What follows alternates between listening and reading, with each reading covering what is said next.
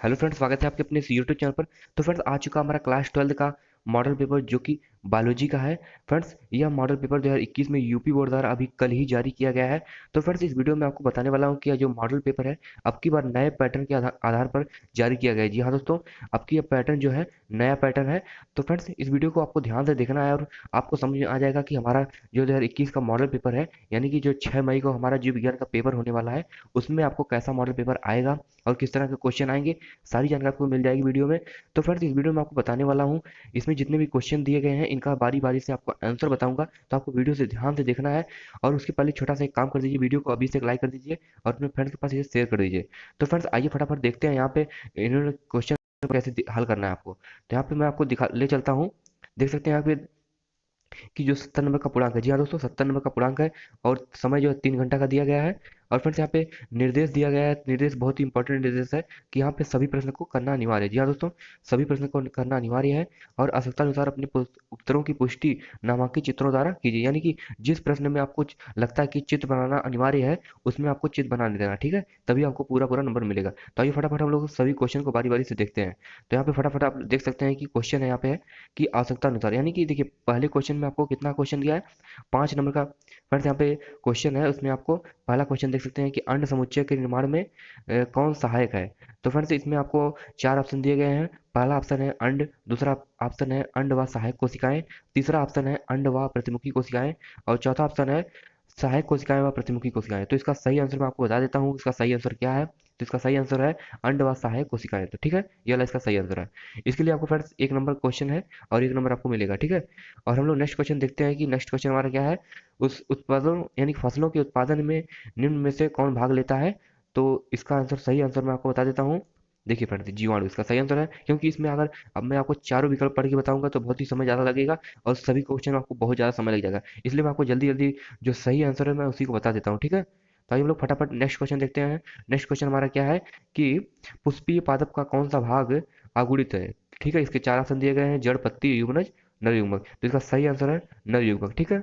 हम लोग next question देखते हैं। हम नेक्स्ट क्वेश्चन हमारा है कि देख सकते हैं यहाँ पे निम्न में से कौन एक प्रतिबंधन एंडोन्यूक्लियज है। ठीक है, एंडोन्यूक्लियज है, तो इसका सही आंसर है फ्रेंड्स डी वाला, ठीक है। डी यानी कि डी का मतलब फोरवा वाला क्वेश्चन सही है, हिंद डी, हिंद सेकंड। तो इसका हम लोग नेक्स्ट क्वेश्चन देखते हैं। और उसके लिए फ्रेंड्स आपको 5 नंबर, यानी कि 5 क्वेश्चन है कि आपको एक एक नंबर का और 5 नंबर मिल जाएंगे, बहुत ही छोटा सा। यानी कि ये जो जैसे मान लीजिए टर्नर सिंड्रोम है, इसके बारे में आपको 1 या 1.5 लाइन में आपको इसका आंसर देना है। तो इसका आंसर मैं आपको दे के बता रहा हूँ, तो आप वीडियो को ध्यान से देखिए, वीडियो को अभी से लाइक कर दीजिएगा, ठीक है।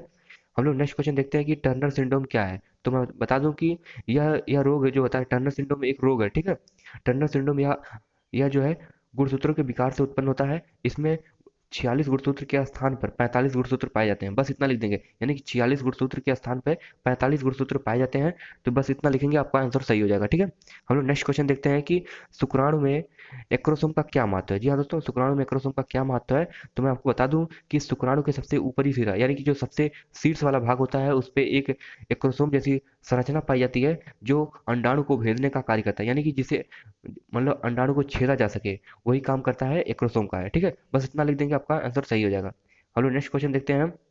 बाह्य निषेचन किसे कहते हैं, एक उदाहरण दीजिए। तो इसका मैं आंसर बता देता हूँ आपको। बाह्य निषेचन यानी कि जो जो निषेचन शरीर से बाहर होता है उसे बाह्य निषेचन कहते हैं। इसका उदाहरण है कि मेढक में जिस तरह निषेचन होता है, मेढक में जैसे जल में निषेचन होता है, ठीक है। हम लोग नेक्स्ट क्वेश्चन देखते हैं। आपको मतलब इसमें देखिए, आपको ज़्यादा कुछ नहीं लिखना बड़ा में कि आपको 4 लाइन 5 लाइन लिखना, बस छोटा में बस 1 या 1.5 लाइन में आपको इसका आंसर देना होता है, ठीक है। हम लोग नेक्स्ट क्वेश्चन देखते हैं। अनिषेक फलन किसे कहते हैं, एक उदाहरण दीजिए, ठीक है। तो अनिषेक यानी कि जो फल बिना निषेचन के ही विकसित हो जाते हैं उसे अनिषेक फलन कहते हैं, ठीक है। और इसका उदाहरण क्या है, सेब। एक ही उदाहरण देना है तो आपको सेब कर देना है, सेब हो जाएगा। और फिर से नाशपाती हो जाएगा, जैसे काजू भी हो गया, जिसमें फिर से जो बिना निषेचन के ही हो जाते हैं, यानी बीज में नहीं पाए जाते हैं, उसे उसका उदाहरण हो जाएगा। हम लोग नेक्स्ट क्वेश्चन देखते हैं कि नागफनी की पत्तियों में कौन परिवर्तित हो जाती है। तो नागफनी में पत्तियों में कौन परिवर्तित हो जाता है। तो यहाँ पे पत्तियां, नागफनी के पत्तियां कांटों में क्यों परिवर्तित हो जाती हैं। तो इसका मैं इसलिए बता रहा हूँ, इसका आंसर क्या है, बहुत ही सिंपल है। क्योंकि जो जल का उत्सर्जन कम हो सके, यानी कि देखिए यहाँ पे मरुस्थल जो मरुस्थल होते हैं वहाँ पे जल की कमी होती है, और वहाँ पे जल का उत्सर्जन कम से कम हो, इसलिए यहाँ पे जो उनकी पत्तियां होती हैं कांटों में बदल जाती हैं, जिसके जल का उत्सर्जन नहीं हो पाता ज़्यादा, यानी कि उनको लंबे समय तक जीवित रह पाते हैं पेड़ पौधे जो है।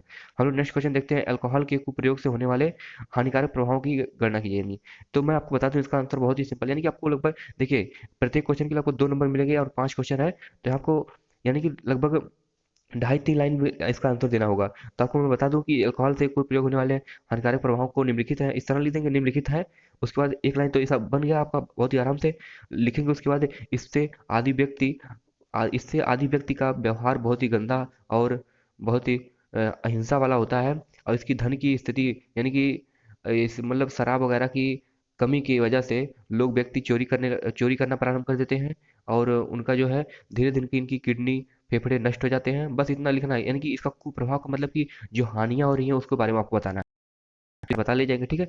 हम लोग नेक्स्ट क्वेश्चन देखते हैं कि जैव उर्वरक क्या है। तो मैं आपको बता दूं कि मृदा में उपस्थित सूक्ष्म जीवों द्वारा उत्पादन, यानी कि मृदा में उपस्थित पोषक तत्वों की वृद्धि करना जैव उर्वरक कहलाता है। यानी कि जब उर्वरक बढ़ जाएगी, मिट्टी की उर्वरता क्षमता बढ़ जाती है, तो फसल बहुत ही अच्छी पैदावार होती है। तो इसको ये चीजें लिख देना है आपको, ठीक है। हम लोग नेक्स्ट क्वेश्चन देखते हैं कि दो जीवाणुओं के नाम लिखिए जो वायुमंडलीय नाइट्रोजन स्थिर करते हैं। तो मैं आपको बता दूं कि जैसे मटर के पौधे में होता है राइजोबियम और नॉट स्टॉक, ठीक है, राइजोबियम और नॉट स्टॉक दो जीवाणु का नाम मैं आपको बता दिया हूँ। और हम नेक्स्ट क्वेश्चन देखते हैं। नेक्स्ट क्वेश्चन हमारा क्या है कि वन्य जीव कोष क्या है, यानी कि WWF क्या है, इसके उद्देश्य लिखिए। तो मैं आपको बता दूं कि जो है वन्य जीव कोष, ये वन्य जीव कोष जो है वह स्विट्जरलैंड में 1961 ईस्वी में प्रारंभ किया गया था। जी हाँ दोस्तों, स्विट्जरलैंड में 1961 ईस्वी में प्रारंभ किया गया था, और इसमें इसका मुख्य उद्देश्य है कि जंतुओं का, यानी कि जंतुओं का संरक्षण प्रदान करने हेतु धन की धन इकट्ठा करना। जी हाँ दोस्तों, जो जंतु होते हैं उनके संरक्षण को प्रदान करने के लिए धन इकट्ठे करने का यह काम करता है। और इसके मुख्य उद्देश्य क्या है, सभी मतलब यानी कि जो पर्यावरण में है जैव विविधता को बनाए रखना, ठीक है, और उनके संरक्षण के लिए पैसों को यानी फंड को इकट्ठा करना। हम लोग नेक्स्ट क्वेश्चन देखते हैं कि डीएनए और आरएनए में दो रासायनिक अंतर लिखे। तो डीएनए में आपको क्या बोले, डीऑक्सी राइबो शर्करा पाई जाती है, और आरएनए में राइबो शर्करा पाई जाती है, जबकि और डीएनए में यूरेसिल थायमिन पाया जाता है, जबकि ये इसमें आरएनए में यूरेसिल पाया जाता है, ठीक है। हम लोग नेक्स्ट क्वेश्चन देखते हैं कि बहुत ही आसान है, बायोपायरेसी क्या है, ठीक है। बायोपायरेसी यानी कि देखिए बायोपायरेसी का मतलब बहुत ही सिंपल है, इसका क्वेश्चन मैं आपको बता देता हूँ। बायोपायरेसी यानी किसी देश के जैविक संसाधनों, मुख्यतः पादप और तथा अनुवांशिक पादपों का किसी दूसरे देश के द्वारा बिना जानकारी का उपयोग में लाना बायोपायरेसी कहलाता है। यानी कि देखिए जैसे कोई देश का संसाधन है, जैसे मान लीजिए पेट्रोल है, पेट्रोल में हम जा रहे हैं वहां से चोरी से निकाल ले रहे हैं उसको, मतलब बिना बताए ही उस देश को, तो वहाँ पे बायोपायरेसी कहलाता है उसका। इसको आपको लगभग 2-3 लाइन में लिख देंगे, आराम से हो जाएगा, आपको 2 नंबर में क्लियर हो जाएगा। हम लोग नेक्स्ट क्वेश्चन देखते हैं कि जो इसमें टिप्पणी कीजिए, ठीक है। इसके लिए फ्रेंड्स आपको 4 क्वेश्चन रहेंगे, और 3-3 नंबर का प्रत्येक क्वेश्चन रहेगा, जिसके लिए आपको 12 नंबर मिलेंगे। तो यहाँ पे पहला क्वेश्चन है कि पशुपालन, यानी कि पहले क्वेश्चन में आपको दो खंड दिया गया है, यानी कि पहला व्यसन है, और यानी कि पशुपालन के ऊपर आपको 2-3 लाइन में लिख देना है, इसके लिए आपको 1.5 नंबर मिल जाएंगे। और व्यसन के ऊपर तो मैं आपको पशुपालन बता देता हूँ कि इसमें जैसे पशुपालन से हमें बहुत से लाभ होते हैं, जैसे दूध दही मांस इत्यादि हमें प्राप्त होते हैं, और इससे हमारा आर्थिक स्रोत भी बना रहता है। इतना आप लिख देंगे, ठीक है।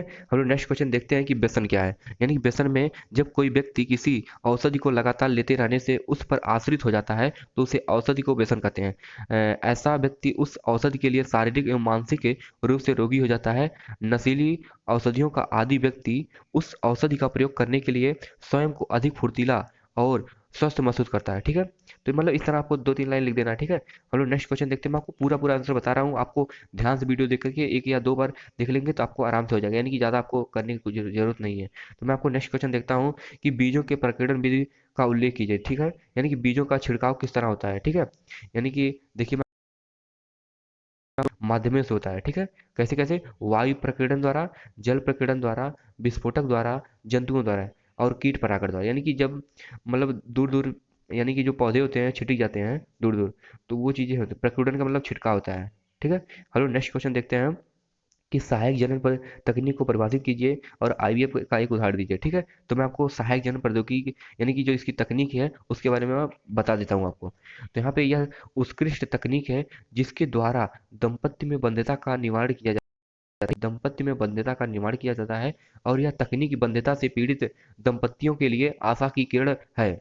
जब बंध्यता के कारणों का उपचार द्वारा ठीक नहीं हो पाता है, तो इन विशेष तकनीकों का बंद दंपतियों को संतान उत्पन्न करने में सहायता की जाती है। ये तकनीकी सहायक जनन प्रौद्योगिकी कहलाती है। यानी कि जो जिस प्रकार मान लीजिए कोई व्यक्ति जो बच्चा पैदा नहीं कर पा रहा है, तो उसको निषेचित यानी कि कुछ उपचार किए कुछ उपचार किए जाते हैं। उस उपचार को दूर करने के लिए आई यानी कि जो आईवीएफ होता है उस तकनीक का उपयोग किया जाता है। ठीक है, हम लोग नेक्स्ट क्वेश्चन देखते हैं। ऊतक संवर्धन क्या है, इसके तैयार करने की तकनीक का संक्षिप्त वो संक्षिप्त विवरण दिए। तो इसका आंसर आप खोज लीजिएगा। ठीक है, हम लोग नेक्स्ट नेक्स्ट पेज पे चलते हैं। हमारा नेक्स्ट क्वेश्चन क्या है, यहाँ पे आप पढ़ सकते हैं।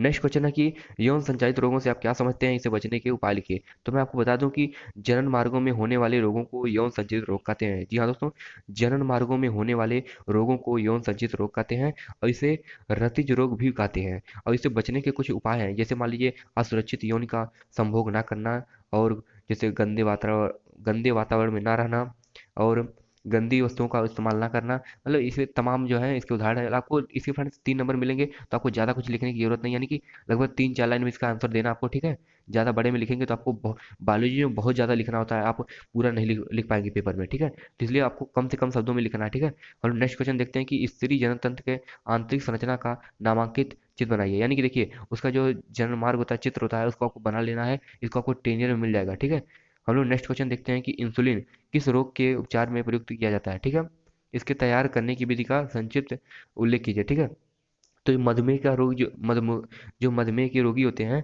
उसमें इंसुलिन की कमी हो जाती है, उसी को यानी कि उसी के उपचार में किया जाता है। और इसे तैयार करने की विधि जैसे है डीएनए पुनर्योगित तकनीक, आप जानते होंगे, जो चूहे का बना होता है। यानी कि चूहे में अग्नाशय से उसे बीटा सेल निकालते हैं, बीटा सेल से उस पर रिस्ट्रिक्शन एंजाइम गिराते हैं, तो वह कई भागों में टूट जाता है। यानी कि इस तरह का जो आपकी किताब में होगा, तो आपको उसको पढ़ लेना है। ठीक है, हम लोग नेक्स्ट क्वेश्चन देखते हैं कि उपर्युक्त चित्र में यहाँ पे लॉजिस्टिक है, समदृष्टि का वक्र का, यानी कि इसको फ्रेंड्स अब मेरे में समझ नहीं आ रहा है, आपको इसको किताब में देख लेना है। ठीक है, मैं आपको नेक्स्ट क्वेश्चन बता देता हूँ कि निम्न शब्दों को उपयुक्त उदाहरणों सहित समझाइए। ठीक है, ये भी समझ नहीं आया क्या इसमें दिया है। चलिए ठीक है, हम लोग नेक्स्ट क्वेश्चन देखते हैं कि डीएनए फिंगरप्रिंटिंग का वर्णन कीजिए। तो आपको जानते हैं कि किसी भी अपराधी व्यक्ति को पहचान करने के लिए डीएनए फिंगरप्रिंटिंग का प्रयोग किया जाता है। जैसे मान लीजिए कोई व्यक्ति किसी दुर्घटना से में खो गया, तो उसके माता पिता से उसे पहचान करवाने के लिए डीएनए फिंगरप्रिंटिंग करवाई जाती है। जैसे आधार कार्ड में फिंगरप्रिंटिंग है, मतलब तमाम जगह जो डीएनए, यानी कि इसमें क्या होता है कि उसमें न्यूक्लियोटाइड का एक विशेष क्रम होता है। यानी कि जो हमारी रेखाएं होती हैं उसमें एक विशेष प्रकार का क्रम पाया जाता है, जिसे डीएनए फिंगरप्रिंटिंग कहा जाता है। और लोग नेक्स्ट क्वेश्चन देखते हैं कि परागकोश का स्पष्ट का चित्र बनाइए। तो ये क्वेश्चन फ्रेंड्स आपको पहले ही चैप्टर में मिल जाएगा। ठीक है, पहले ही चैप्टर में आपको इस तरह का चित्र बनाया दिया दिया होगा। ठीक है, इस तरह जो है, इस तरह का उसको आपको मैं बता देता हूँ थोड़ा बहुत। यहाँ पे इस तरह का मतलब चित्र दिया हुआ, और इस तरह उसमें बना होगा, तो उसको आपको बना लेना है। ठीक है, हम लोग नेक्स्ट क्वेश्चन देखते हैं। नेक्स्ट क्वेश्चन हमारा है कि वैक्सीन क्या है, किन्हीं 2 वैक्सीनों के नाम लिखिए। तो आप जानते हैं किसी रोग की प्रतिरोधक क्षमता, किसी रोग के जो प्रति लड़ने के लिए जो हमारी मतलब क्षमता को बढ़ाए जाने के लिए वैक्सीन का प्रयोग किया जाता है। और दोनों वैक्सीन का, जैसे मान लीजिए टीबी के लिए है बीसीजी का टीका हो गया, कोरोना वायरस के लिए जो है कोविड वैक्सीन हो गई। तो इसके लिए मतलब आपको दो आपको उदाहरण बहुत ही आसानी से मिल गया।